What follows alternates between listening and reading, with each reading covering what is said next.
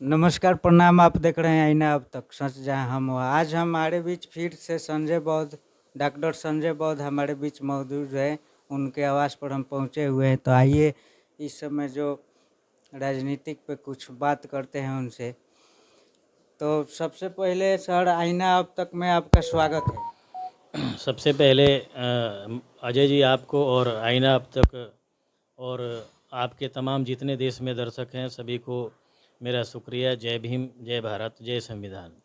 तो सर, अभी अभी बिहार में एक ट्रेंड चल रहा है कि जाति जनगणना बिहार सरकार ने लागू किया है। तो इसके आने वाले कल में इस पे क्या प्रभाव पड़ेगा, इस पे कुछ बताइए सर। निश्चित रूप से अजय जी, जो जाति जनगणना हुई है, जो बिहार सरकार ने करवाया है या नीतीश कुमार जी की सरकार ने करवाया है, उसकी प्रशंसा पूरे देश में हो रही है और होनी भी चाहिए। क्योंकि जातीय जनगणना जो है वो नया मैटर नहीं है। ये अंग्रेज़ों ने सबसे पहले जो है 1931 में कराई थी। तब से हर 10 साल के बाद जातिगत जनगणना होती है। बीच में जो है ये बात अलग है, द्वितीय विश्व युद्ध में या बीच बीच में भी किन्हीं कारणों से स्थगित हुआ है। लेकिन जातिगत जनगणना भारत में नहीं, पूरे जो है देश के पूरी दुनिया में जो देश हैं उनके यहाँ भी होता है। और 2011 में जो है जातिगत जनगणना हुई थी, जिसको मोदी सरकार ने या बीजेपी की सरकार ने या मनुवादी सरकार ने उसको डिस्क्लोज नहीं किया। इसलिए नहीं किया क्योंकि इनको पता है कि ओबीसी की संख्या जो है वो आज़ादी से लेकर अब तक काफ़ी संख्या इनकी बढ़ी है। और ओबीसी की नहीं बल्कि एससी और एसटी की भी संख्या बढ़ी है। और जो सामान्य वर्ग में जो जातियाँ आती हैं उनकी संख्या कम हुई है। अब इनको लगता है कि यदि जनगणना जो 2011 में हुई थी अगर उसको डिस्क्लोज किया जाए तो पूरे देश में ओबीसी एससी एसटी की संख्या बढ़ी है। तो संख्या बढ़ी है तो उसके हिसाब से ये अधिकारों की या भागीदारी की मांग करेंगे और देश में फिर आंदोलन करेंगे। और निश्चित रूप से जो है मंडल पार्ट 2 चालू होगा। इसलिए बीजेपी सरकार ने 2011 की जनगणना को डिस्क्लोज नहीं किया। लेकिन धन्य है नीतीश कुमार जी या बिहार सरकार को मैं धन्यवाद देता हूँ जिसने जातिगत जनगणना करवाया और उसका परिणाम भी आया। और देश दुनिया ने तमाम जो है दुनिया के लोगों ने देखा कि जो सामान्य वर्ग जिसको हम समझते हैं कि 15% है और बिहार में केवल 10.5% पाया गया। अगर शेख और जो है पठान को अगर छोड़ दिया जाए तो बिहार में जो जो जातियां हैं सामान्य वर्ग में, जिसको कहते हैं भूमिहार, कायस्थ और जो है राजपूत और ब्राह्मण, इनकी संख्या 10.5% से ज़्यादा नहीं है। जबकि इनके पास संसाधन 85% से ज़्यादा इनके पास संसाधन है। तो ये कहीं ना कहीं घबराए हुए हैं कि यदि जो है समाज, अब पता तो चल गया कि बिहार में आंकड़े किस जाति के लोग कितने हैं। अब ये घबराए हुए कि फिर जो है जातिगत रूप से ये लोग जो है आंदोलन करेंगे, अपने हक अधिकारों की मांग करेंगे, भागीदारी की मांग करेंगे। तो ये बीजेपी आरएसएस के लोग घबराए हुए हैं। और निश्चित रूप से अभी जातिगत जनगणना जो हुई उसका रिजल्ट भी आया और नीतीश कुमार ने उस जनगणना के आधार पर जो रिजल्ट आया उसके आधार पर आरक्षण 65% किया है। तो मैं इसके लिए तहे दिल से नीतीश कुमार जी को शुक्रिया अदा करता हूं। और मेरा बहुजन समाज के लोगों से आह्वान है और आपके चैनल के माध्यम से संदेश है कि पूरे देश में जातिगत जनगणना होनी चाहिए। और कांसी राम जी का जो जो एक जो संदेश था कि जिसकी जितनी संख्या भारी उसकी उतनी भागीदारी, तो आने वाले दिन में मंडल पार्ट 2 होगा और जिस जाति की जितनी संख्या उसकी भागीदारी उतनी होगी। इसे बीजेपी आरएसएस के लोग बौखलाए हुए हैं, लेकिन वे कुछ नहीं कर सकते। आने वाले दिन में ये होकर रहेगा। जी। तो लेकिन आप बोल रहे हैं कि जाति जनगणना पे बहुत खुश है, लेकिन अभी अभी विधानसभा में एक बिहार के मुख्यमंत्री नीतीश कुमार जी के द्वारा एक जो महिलाओं के प्रति एक बात बोला गया था, जो अभी ट्रेंड में चल रहा है। तो वो कुछ महिलाओं का कहना है कि ये महिलाओं का अपमान है, जो नीतीश कुमार जो विधानसभा में कहे हैं। तो इस पे आप क्या कहेंगे सर? मेरा इस पर स्पष्ट कहना है कि नीतीश कुमार जी ने महिलाओं का अपमान नहीं किया है, बल्कि आज की जो ज़रूरत है फैमिली प्लानिंग, परिवार नियोजन, वो इसके कंसेप्ट को जो है देसी भाषा में नीतीश कुमार जी ने जो है विधानसभा में रखा है। तो निश्चित रूप से उन जो शब्दों का चयन जो उस समय उन्होंने किया था, शायद शब्दों का चयन उचित नहीं है क्योंकि हम एक मॉडर्न सोसाइटी में रहे हैं, सब समाज में रह रहे हैं। लेकिन हो सकता है कि भावनाओं में बहकर शब्दों का चयन उन्होंने सही नहीं किया है। लेकिन महिलाओं का अपमान इसमें कतई नहीं है, ना उनकी मंशा थी। नीतीश कुमार ने बलात्कार नहीं किया है, नीतीश कुमार जी ने बलात्कारियों का साथ नहीं दिया है, बलात्कारियों को बचाया नहीं है, बल्कि बिहार में जो है शराबबंदी करके नीतीश कुमार जी ने साबित कर दिया है कि वे बुद्ध के सिद्धांतों पर चलते हैं।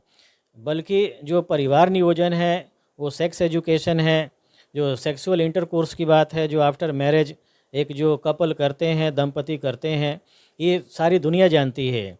लेकिन जो है शब्दों का चयन ठीक ना होने की वजह से थोड़ा सा ये विवाद का कारण बन रहा है। लेकिन मैं आपके चैनल के माध्यम से तमाम बहुजन समाज को मैं संदेश देना चाहता हूँ कि ये मनुवादी लोग हमारी छोटी सी कमी को एक बड़ा मुद्दा बनाते हैं, और ये अभी नहीं बना रहे हैं, इनका फितरत है। इतिहास गवाह है कि इन्होंने लालू यादव को जो शेरे बिहार हैं, और ऐसे लालू यादव को इन्होंने चारा चोर बोला, और उनके शासनकाल को जंगल राज बोला। और आज बनारस में आपने देखिए, जहाँ से प्रधानमंत्री जो है वहाँ से जीता हुआ सांसद है प्रधानमंत्री मोदी, वहाँ पर एक जो है दलित महिला के साथ जो है बलात्कार होता है, उसको नंगा घुमाया जाता है। पूरे देश में ये माहौल है। तो इसके लिए जो है जो महिलाएं आज कह रही है कि नीतीश कुमार को शर्म आनी चाहिए, नीतीश कुमार ने महिलाओं का अपमान किया है, वे बहुजन समाज की महिलाएं नहीं हैं, बल्कि मनुवादियों के महिलाएं हैं, और मैनिपुलेटेड हैं, मनुवादियों के जो एजेंडे हैं उसमें शामिल है। इसलिए इस मुद्दे को हाईलाइट किया जा रहा है। अदरवाइज मैं आपके चैनल के माध्यम से कहना चाहता हूं कि जो कुलदीप सिंह सेंगर है, जो कानपुर से सांसद है, उसने एक बहुजन समाज की बेटी का बलात्कार किया, उसके चाचा को मारा, उसकी माँ को मारा, उसके पिता को मारा, उसके पूरे खानदान को ख़त्म किया। इस पर ये महिलाएं कहाँ सो रही थी? इन महिलाओं के आंसू क्यों नहीं आ रहे थे? उस पर महिलाओं को आंसू आना चाहिए। अभी जो ब्रिजभूषण है, जो आपके उत्तर प्रदेश से है, उसने महिला पहलवान है उनका यौन शोषण किया। महिला पहलवानों ने धरना प्रदर्शन कई महीने किए, हाँ बहुत दिन प्रदर्शन चला, उन पर लाठियां चार्ज की गई, और उसके लिए प्रधानमंत्री के पास एक भी शब्द नहीं था। ये भी अगर छोड़ दिया जाए, हाथरस केस हुआ जिसमें वाल्मीकि समाज की लड़की के साथ बलात्कार हुआ, 4-5 अपर कास्ट के मनुवादियों ने किया, और रात के अंधेरे में जो है उसके शव को जो है जलाया गया, दाह संस्कार किया गया, जबकि हिंदू धर्म के अनुसार सूर्यास्त के बाद दाह संस्कार नहीं किया जाता है। और इसको भी अगर भुला दिया जाए तो मणिपुर की घटना जो है आज पूरी दुनिया में भारत का जो है अपमान हो रहा है। और इसलिए हो रहा है क्योंकि जो बहुजन समाज की 5 महिलाएं जो थी, आदिवासी समाज से ताल्लुक़ रखती थी, उनके प्राइवेट पार्ट अर्थात उनके जो योनि में हाथ डाले गए मनुवादियों के द्वारा, इस पर प्रधानमंत्री गूंगा था, प्रधानमंत्री बहरा था, प्रधानमंत्री को नहीं दिखाई दिया। प्रधानमंत्री जो है जो ओबीसी समाज के लोग गुमराह हैं कि ये शायद ओबीसी है, और इसलिए उन्होंने उसकी 2-2 बार सरकार बनाई। ये ओबीसी का नहीं है, ये आरएसएस का दलाल है, आरएसएस का एजेंडा चलाने वाला है, देश के साथ झूठ बोला है, आज देश को रसातल में ले गया है। इसलिए आपके चैनल के माध्यम से तमाम बहुजन समाज के लोगों, विशेष रूप से महिलाओं को मैं अपना संदेश देना चाहता हूं कि नीतीश कुमार की ऐसी कोई मंशा नहीं थी, इसलिए मनुवादियों के बहकावे में ना आए, 2024 में सामने आए, और निश्चित रूप से जो है मनुवादी सरकार को जो खदेड़ें और जड़ से उखाड़ कर इसको जहां से आई थी मनुवादी सरकार वहीं इसको भेजें।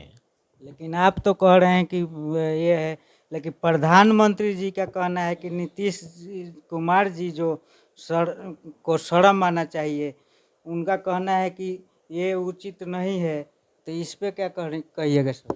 मैं प्रधानमंत्री से पूछना चाहता हूं कि जब मणिपुर में 5 आदिवासी महिलाओं के प्राइवेट पार्ट में हाथ डाले गए, उनके योनि में हाथ डाले गए, उनके साथ बलात्कार हुआ, तो ये अंधा देश का धृतराष्ट्र ये कहाँ सो रहा था? इसके पास एक भी शब्द नहीं था।